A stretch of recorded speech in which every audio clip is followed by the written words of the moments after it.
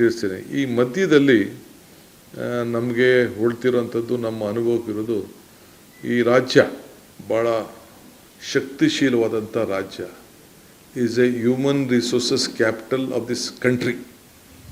ಇದು ಇಡೀ ದೇಶ, ಇಲ್ಲಿ ದೇಶದಲ್ಲೇ, ಇಡೀ ನಮ್ಮ ಭಾರತದಲ್ಲೇ, ನಮ್ಮ ಕರ್ನಾಟಕದಲ್ಲಿ ಇರೋಂಥ ಹ್ಯೂಮನ್ ರಿಸೋರ್ಸಸ್ಸು ಇಡೀ ಅದಕ್ಕೆ ನಮ್ಮದು ಇಷ್ಟು ಸ್ಟ್ರಾಂಗ್. ಎಷ್ಟು ನರ್ಸಸ್ನ ತಯಾರು ಮಾಡ್ತೀವಿ, ಎಷ್ಟು ಇಂಜಿನಿಯರ್ಸ್ ತಯಾರು ಮಾಡ್ತೀವಿ, ಎಷ್ಟು ಡಾಕ್ಟರ್ಸ್ ತಯಾರು ಮಾಡ್ತೀವಿ, ಬೇರೆ ಬೇರೆ ಪ್ರೊಫೆಸರ್ಸಿಂದ ಹಿಡಿದು ಎಲ್ಲ ರಂಗದಲ್ಲೂ ಕೂಡ. ಇಲ್ಲಿ ನಾವು ಬರೀ IT-BT ಮಾತ್ರ ನಾನು ಮಾತಾಡ್ತಾ ಇಲ್ಲ. ಇಲ್ಲಿ ನಾನು ಕ್ಯಾಲಿಫೋರ್ನಿಯಾದಲ್ಲಿ 13,000 ಇಂಜಿನಿಯರ್ಸ್ ಇದ್ದರೆ, ಕ್ಯಾಲಿಫೋರ್ನಿಯಾ ಸಿಲಿಕಾನ್ ವ್ಯಾಲಿಲಿ, ನಿಮ್ಮ ಬೆಂಗಳೂರು ನಗರದಲ್ಲೇ 26 ಲಕ್ಷ ಇದೆ. ಅಲ್ಲಿ 13 ಲಕ್ಷ ಇದೆ, ಇಲ್ಲಿ 26 ಲಕ್ಷ ಇದೆ. ಒಂದೇ ರೋಡಲ್ಲಿ 16 ಲಕ್ಷ ಇದೆ, ಔಟರ್ ರಿಂಗ್ ರೋಡಲ್ಲಿ. ಇದು ಅಫಿಷಿಯಲ್ ಸ್ಟ್ಯಾಟಿಸ್ಟಿಕ್ಸ್. ಇದು ಸ್ಟ್ಯಾಟಿಸ್ಟಿಕ್ಸ್. ಅಂಥ ಶಕ್ತಿ ಈ ಬೆಂಗಳೂರು ನಗರದಲ್ಲಿ ಇದೆ. ಎಲ್ಲಿಂದ ಬಂದರೋ, ಹೇಗೆ ಬಂದರೋ, ಯಾರು ಬಂದಿದ್ದಾರೆ ಅನ್ನೋದು ಬೇರೆ ವಿಚಾರ. ಬಟ್ ನಾನು ಬರೀ IT-BT ವಿಚಾರ ನಾನು ಮಾತಾಡ್ತಾ ಇಲ್ಲ. ಇಲ್ಲಿ ಇವತ್ತು ನಾವು ಏನು ಯೋಚನೆ ಮಾಡಿದ್ದೇವೆ ಅಂತಂದರೆ, ಒಂದು ದೊಡ್ಡ ತೀರ್ಮಾನವನ್ನು ಮಾಡಿದ್ದೇವೆ. ಒಂದು ಪ್ರೈವೇಟ್, ನಮ್ಮ ಸರ್ಕಾರನೇ ಪ್ರೈವೇಟಲ್ಲಿ ಯಾರು ಇಲ್ಲಿ ಉದ್ಯೋಗವನ್ನು ಹುಡುಕ್ತಾ ಇದ್ದಾರೆ ನಮ್ಮ ಯುವಕರಿಗೆ, ಅವ್ರಿಗೆ ಅನುಕೂಲ ಆಗಬೇಕು. ಸೊ ಅದಕ್ಕೆ ಹಿಂದೆ ಎಲ್ಲ ಗೌರ್ಮೆಂಟಲ್ಲಿ ಒಂದು ಎಂಪ್ಲಾಯ್ಮೆಂಟ್ ಎಕ್ಸ್ಚೇಂಜ್ ಅಂತಿತ್ತು, ಮುಂದಕ್ಕೆ ಪ್ರೈವೇಟ್ ಎಂಪ್ಲಾಯ್ಮೆಂಟ್ ಎಕ್ಸ್ಚೇಂಜ್. ಸೊ ಯಾರೇ ಪ್ರೈವೇಟು ಉದ್ಯೋಗವನ್ನು ಪಡ್ಕೊಳ್ಬೇಕು, ಅವರು ಆಕರ್ಷಣೆ ಮಾಡಬೇಕು ಉದ್ಯೋಗಸ್ಥರನ್ನ ಅಂತ ಹೇಳಿ ಬಯಸ್ತಾರೆ. ಸೊ ಅವ್ರಿಗೆಲ್ಲ ಕೂಡ ಅವರು ನಮ್ಮಲ್ಲಿ ಎನ್ರೋಲ್ ಮಾಡಿ, ಯಾವುದಾದ್ರು ಒಂದು ಹಾಸ್ಪಿಟ್ಲ್ ಇರ್ಬೋದು, ಒಂದು ಹೋಟ್ಲ್ ಇರ್ಬೋದು, ಒಂದು ಬೇರೆ ಯಾವುದೇ ಇರ್ಬೋದು, ಯಾವುದೇ ರಂಗ ಇರ್ಬೋದು, ಇದು ಬರೀ IT-BT ಒಂದೇ ಅಲ್ಲ, ಎಲ್ಲರೂ ಕೂಡ ಇಲ್ಲಿ ಅವ್ರದ್ದು ಎಷ್ಟು ಎಂಪ್ಲಾಯ್ಮೆಂಟ್ ಬೇಕು ಅನ್ನೋದು ರಿಜಿಸ್ಟರ್ ಮಾಡ್ಕೊಳ್ಬೇಕು. ವಿದ್ಯಾರ್ಥಿಗಳು ಒಂದು ಫೆಸಿಲಿಟಿ ಸೆಂಟರ್, ಅವ್ರಿಗೆ ಏನು ಬೇಕು, ಆ ಒಂದು ಕಂಪ್ನಿಗೆ, ಆ ಸಂಸ್ಥೆಗೆ ಯಾವ ರೀತಿ ಉದ್ಯೋಗ ಬೇಕು ಅನ್ನೋದನ್ನು ತಕ್ಕಂತೆ ಟ್ರೈನಿಂಗ್ ಕೂಡ ನಾವೇ ಮಾಡಿ, ನಾವೇ ಆ ಹುಡುಗರುಗಳನ್ನ ತಯಾರು ಮಾಡಿ, ಅದಕ್ಕೆ ತಕ್ಕಂಥ, ಈಗ ನಿಮ್ಮ ಮೀಡಿಯಾಗೆ ಯಾರಿಗಾರು ಬೇಕು ಅಂತಂದರೆ, ನಿಮ್ಮ ಮೀಡಿಯಾಗೆ ಯಾವ ರೀತಿ ಬೇಕು ಅನ್ನೋದನ್ನ, ನಿಮ್ಮ ಮೀಡಿಯಾಗೆ ಏನು ಬೇಕು ಅಂತೇಳಿ ಕೂಡ ಟ್ರೈನಿಂಗ್ ಮಾಡಿ, ಅಲ್ಲಿಂದನೇ ಅವ್ರಿಗೆ ಆಯ್ಕೆ ಮಾಡಿಕೊಂಡು, ನಾವು will not force them, will learn free. But ಅದರಲ್ಲಿ ಕರ್ನಾಟಕ ರಾಜ್ಯದವ್ರಿಗೆ ಹೆಚ್ಚಿಗೆ ಪಾಲನ್ನು ಕೊಡಬೇಕಾಗ್ತದೆ. ನಮ್ಮ ಕರ್ನಾಟಕ ಕನ್ನಡಿಗರಿಗೆ ಮೆಜಾರಿಟಿ, ಅದನ್ನು ಎಷ್ಟು ಪರ್ಸೆಂಟು, ಏನು ಪರ್ಸೆಂಟ್ ಅಂತೇಳಿ ಸ್ವಲ್ಪ ನಮ್ಮ ಸಂಸ್ಥೆಯವ್ರನ್ನೂ ಕೂಡ ನಾವು ಕರೆಸಿ, ನಮ್ಮ ಯಾರ್ಯಾರು ನಮ್ಮ FKCC ಅವ್ರು ಇರ್ಬೋದು, ಬೇರೆ ನಮ್ಮ ಎಲ್ಲ ರಂಗದಲ್ಲಿರ್ಬೋದು, ಮೆಡಿಕಲ್ ಇರ್ಬೋದು, ಕಾಲೇಜಸ್ ಇರ್ಬೋದು, ಎಲ್ಲರೂ ಕೂಡ ಕರೆಸಿ ಅವ್ರನ್ನೂ ಕೂಡ ವಿಶ್ವಾಸಕ್ಕೆ ತೆಗೆದುಕೊಂಡು, ನಮಗೆ ನೀವು ಫೋರ್ಸ್ ಮಾಡ್ತಾಯಿದ್ದೀರಿ, ಅಲ್ಲಿ ಟೆಕ್ನಿಷಿಯನ್ ಸಿಗಲ್ಲ, ಹೊರಗಡೆಯಿಂದ ಬರ್ತಾಯಿದ್ದಾರೆ, ಇವೆಲ್ಲ ಕೂಡ ಬರ್ತದೆ. ಸೊ ಅವನು ಕೂಡ ವಿಶ್ವಾಸಕ್ಕೆ ತೆಗೆದುಕೊಂಡು ನಾವು ಆ ಪರ್ಸೆಂಟೇಜ್ನ ನಾವು ಫಿಕ್ಸ್ ಮಾಡ್ತೇವೆ. But the government is committed. ಈ ರಾಜ್ಯದ ಜನತೆಯ, ನಮ್ಮ ಯುವಕರು, ವಿದ್ಯಾರ್ಥಿಗಳು, ನಿರುದ್ಯೋಗಿಗಳಿಗೆ ಈ ಉದ್ಯೋಗದ ಸಮಸ್ಯೆ ಬಗೆಹರಿರಬೇಕು. ಇಲ್ಲೂ ಕೂಡ ಉತ್ತಮವಾದಂಥ ಯುವಕರು, ಯಾರಿಗೂ ಏನು ಕಡಿಮೆ ಏನಿಲ್ಲ. ಬೇಕಾದ್ರೆ ಯಾವ ಇಂಟರ್ನ್ಯಾಷನಲ್ ಮಾರ್ಕೆಟಲ್ಲೂ ಕೂಡ, ಯಾವುದೇ ದೇಶಕ್ಕೂ ಕೂಡ ಬೇಕಾದರೆ ಇಲ್ಲಿಂದ ಕೂಡ ಆಯ್ಕೆ ಮಾಡಿಕೊಳ್ಳುವಂಥ ಒಂದು ಅವಕಾಶವನ್ನು ನಾವು ಅವ್ರಿಗೆ ಮಾಡಿಕೊಡ್ಬೇಕು ಅನ್ನೋದು ಇವತ್ತು ನಾವು ತೀರ್ಮಾನ ಮಾಡಿದ್ದೇವೆ. ಸೊ ಅದಕ್ಕೆ 60 ಡೇಸ್, ಇದು ಒಂದು ತಿಂಗಳ ಒಳಗಡೆ, 60 ದಿನ ಬೇಡ, ಒಂದು ತಿಂಗಳು ಸಾಕು, ಒಂದು ತಿಂಗಳ ಒಳಗಡೆ ಒಂದು 3 ಜನ ನಮ್ಮ ಕ್ಯಾಬಿನೆಟ್ ಕೊಲೀಗ್ಸ್ಗೆ ನಾನು ಹೇಳಿದ್ದೇನೆ. ಅದ್ರ ಬಗ್ಗೆ ಕಂಪ್ಲೀಟ್ ಎಲ್ಲ ಮಾತಾಡಿ ಒಂದು ಇದನ್ನು ಮಾಡಬೇಕು ಅಂತೇಳಿ ಹೇಳಿದ್ದೇನೆ. ಸೊ ಒಂದು ತಿಂಗಳಷ್ಟೊತ್ತಿಗೆ ನಿಮಗೆ ನಾನು ಅದ್ರ ಡೀಟೇಲ್ನ ಯಾವ ರೀತಿ ಇರ್ತದೆ ಅಂತ ರಿಪೋರ್ಟ್ ಕೊಡ್ತಾರೆ. ಸೊ ಎಲ್ಲ ಮಧ್ಯೆ ಎಲ್ಲ ಇಂಡಸ್ಟ್ರಿಯಲ್ ಕ್ಯಾಪಿಟಲ್ಸ್ ಹತ್ರನೂ ಮಾತಾಡ್ತಾರೆ, ಆಲ್ ಬಿಸ್ನೆಸ್ ಕಮಿಟೀಸ್ ಅವ್ರ ಹತ್ರ ಎಲ್ಲ ಮಾತಾಡ್ತಾರೆ. ಮಾತಾಡ್ಬಿಟ್ಟು ನಾವು ಕೂಡ ಯಾವ ರೀತಿ ಮಾಡಬೇಕು, ನಾವು ಯಾವ ರೀತಿ ಪೋರ್ಟಲ್ನ ಮಾಡಬೇಕು, ಎವ್ರಿಥಿಂಗ್ ವಿಲ್ ಬಿ ಆನ್ಲೈನ್. ಇಲ್ಲಿ ಯಾವ ಇನ್ಫ್ಲುಯೆನ್ಸು ಇಲ್ಲ, ಏನಿಲ್ಲ. ನಾವು ಏನು ಬೇಕು ಅವರು ಕೇಳ್ತಾರೆ, ನಮ್ಮ ಹತ್ರ ಏನು ಲಾಟ್ ಇದೆ, ನಮ್ಮ ಹತ್ರ ಎಷ್ಟು ಯುವಕರಿದ್ದಾರೆ, ಎಷ್ಟು ಜನ, ಎಲ್ಲ ಕೂಡ ಅವರು ರಿಜಿಸ್ಟರ್ ಮಾಡ್ಕೊಳ್ಬೋದು. ಆ ಕ್ವಾಲಿಫಿಕೇಷನ್ ಪ್ರಕಾರ ಅದನ್ನು ಮಾಡೋ ರೀತಿಯಲ್ಲಿ ಒಂದು ಫೆಸಿಲಿಟೇಷನ್ ಸೆಂಟರ್ ಟೈಪು ಇದನ್ನು ಮಾಡಬೇಕು ಅಂತೇಳಿ ನಾವು ತೀರ್ಮಾನವನ್ನು ನಾವು ಮಾಡಿದ್ದೇವೆ. ಇದು ಮೂರನೇದು ಭಾಳ ಪ್ರಮುಖವಾದಂಥ ನನ್ನ ಕನಸಿನ ಒಂದು ಚಿಂತನೆ. 25 ವರ್ಷದಿಂದನೇ ಇದು ಭಾಳ ದೊಡ್ಡ ಆಲೋಚನೆ ಮಾಡಿದ್ದೆ, ತಮಗೂ ಕೆಲವರಿಗೆಲ್ಲ ಗೊತ್ತಿರಬೇಕು.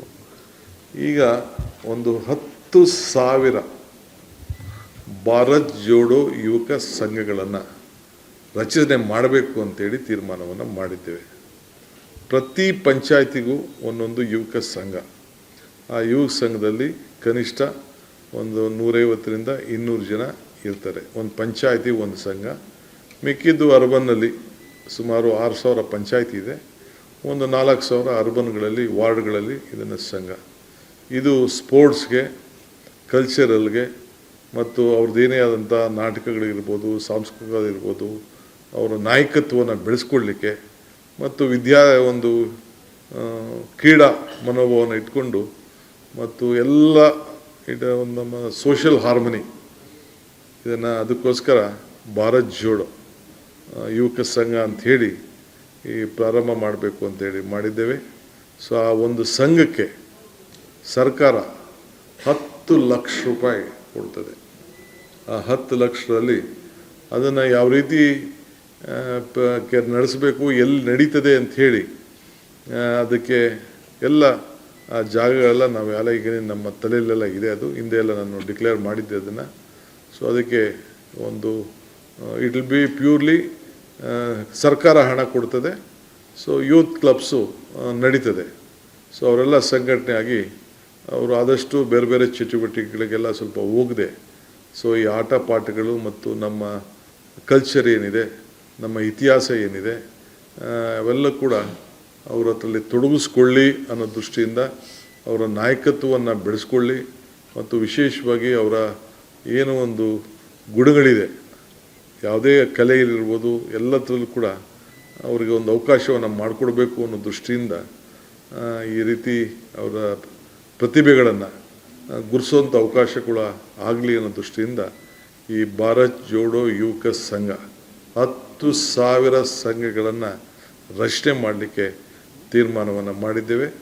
ಅದಕ್ಕೆ 10 ಲಕ್ಷ ರೂಪಾಯಿ ಒಂದು ಪಂಚಾಯತಿಗೆ, ಒಂದು ಸಂಘಕ್ಕೆ ಕೊಡಬೇಕು ಅಂಥೇಳಿ. ಅಂದರೆ ಒಂದು ಪಂಚಾಯತಿಲಿ ಒಂದು ಸಂಘ ಇರ್ತದೆ, ಅದನ್ನು ತೀರ್ಮಾನವನ್ನು ಇವತ್ತು ಮಾಡಿದ್ದೇವೆ. ಸೊ ಅದಕ್ಕೆ ನಾನು ಹೇಳಿದ್ದೀವಿ ಎಲ್ಲ ಸೇರಿ ಯುಗ ಇದು ಅಂಥೇಳಿ. ಒಂದು ದೊಡ್ಡ ಸಮಸ್ಯೆ ಕಾಡ್ತಾ ಇದೆ ನಿಮ್ಮೆಲ್ಲರೂ ಕೂಡ. ಭಾಳ ಜನಕ್ಕೆ ಬೆಂಗಳೂರು ನಗರದಲ್ಲಿ, ಹೊರಗಡೆ ಹಳ್ಳಿಲೆಲ್ಲ ನಮಗೆ ಕರೆಂಟ್ಗೆ ಈ ಸುಪ್ರೀಂ ಕೋರ್ಟು ಜಡ್ಜ್ಮೆಂಟ್ ಬಂದುಬಿಟ್ಟಿದೆ ಅಂತೇಳಿ ಭಾಳ ಬೇರೆ ಬೇರೆ ಸ್ಟೇಟಲ್ಲಿ ಕೆಲವು ಡಿಸಿಷನ್ಸ್ ತೊಗೊಳಕ್ಕಾಗ್ತಾಯಿಲ್ಲ. ನಾವು ತೊಗೊಳಕ್ಕಾಗಿಲ್ಲ. ನಾವು 8 ಸತಿ ಸಿದ್ದರಾಮಯ್ಯವ್ರ ಸಂಪುಟದಲ್ಲಿ ಚರ್ಚೆ ಮಾಡಿದೋ. ನಾನು ಕೂಡ ಬೆಂಗಳೂರು ನಗರದ ಜವಾಬ್ದಾರಿ ತೆಗೆದುಕೊಂಡು ನಾನು ಕೂಡ ಚರ್ಚೆ ಮಾಡಿದೆ. ಸೊ ಭಾಳ ವೆರಿ ಲಿಮಿಟೆಡ್ಗೆ ಹೋದೋ, ಬರೀ 30-40 ಕೊಟ್ಟು ನೋಡ್ದೋ. ಒಂದು 4 ಲಕ್ಷ ಅರ್ಜಿಗಳಿತ್ತು. ಇನ್ನೂ ಒಂದಷ್ಟು ಜನ ಎಲ್ಲ ಇದ್ದಾರೆ.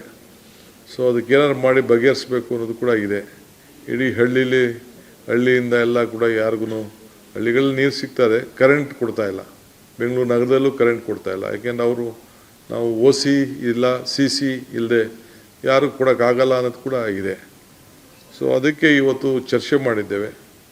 ಸೊ ಅದಕ್ಕೆ 2,500 ಅಡಿವರೆಗೂ 2,500 ಅಡಿವರೆಗೂ ಒಂದು 20% ಆಚೆ ಈಚೆ ಇದ್ದರೂ ಕೂಡ 20% ಅದಕ್ಕೆ ಆಚೆ ಈಚೆ ಇದ್ದರೂ ಕೂಡ ಸೇರಿಸಿ ಒನ್ ಟೈಮ್ 31ನೇ ತಾರೀಕು, ಅಂದರೆ ಹೋದ ತಿಂಗಳು 31ನೇ ತಾರೀಕುವರೆಗೂ ಯಾರ್ಯಾರು ಕಟ್ಟಡಗಳನ್ನು ಕಟ್ಕೊಂಡಿದ್ದಾರೆ, ಅರ್ಜಿ ಹಾಕಿದ್ದಾರೆ, ಕಟ್ಕೊಂಡಿದ್ದಾರೆ ಅಂದರೆ ಈಗ ನಾನು ಅರ್ಜಿ ಹಾಕ್ಬಿಟ್ಟು ಕಟ್ಟಿದ್ದೀನಿ ಅಂತ ಏನೂ ಇಲ್ಲದೆ ಅರ್ಜಿ ಹಾಕ್ಕೊಡೋದು ಅಲ್ಲ. ಎಲ್ಲರದ್ದು ಫೋಟೋ ವಿಡಿಯೋ ಎಲ್ಲ ಮಾಡಿಸಿಸ್ತೀವಿ. ಓವರ್ ನೈಟ್ ಯಾರು ಹಂಗೆ ಮಾಡೋಕ್ಕಾಗಲ್ಲ. So they have to apply with a proper photograph, videograph, ಅದೆಲ್ಲ ನಮ್ಮ ಲೋಕಲ್ ಬಾಡೀಸ್ಗೆ ಅದಕ್ಕೆಲ್ಲ ನಾವು ತಿಳಿಸ್ತೇವೆ. ಈ ಗ್ರಾಮ ಪಂಚಾಯತಿ ಇರ್ಬೋದು, ಮುನ್ಸಿಪಾಲ್ಟಿ ಇರ್ಬೋದು, ಕಾರ್ಪೊರೇಷನ್ ಇರ್ಬೋದು, GBA ಇರ್ಬೋದು, ಎಲ್ಲೇ ಆಗಲಿ. ಸೊ ಅದಕ್ಕೆ ಒಂದು ಅವಕಾಶವನ್ನು ಮಾಡಿಕೊಡ್ಬೇಕು ಅಂಥೇಳಿ ನಾವು ತೀರ್ಮಾನವನ್ನು ಮಾಡಿದ್ವಿ. ಯಾಕೆಂದರೆ ನೀರು ಕೊಡಬೇಕಾದ್ದು ನಮ್ಮ ಡ್ಯೂಟಿ. ಎಲೆಕ್ಟ್ರಿಸಿಟಿ ಕೆಲವೆಲ್ಲ ಟೆಂಪ್ರರಿ ಕಲೆಕ್ಷನ್ಸ್ ತೆಗೆದುಕೊಂಡಿದ್ದಾರೆ.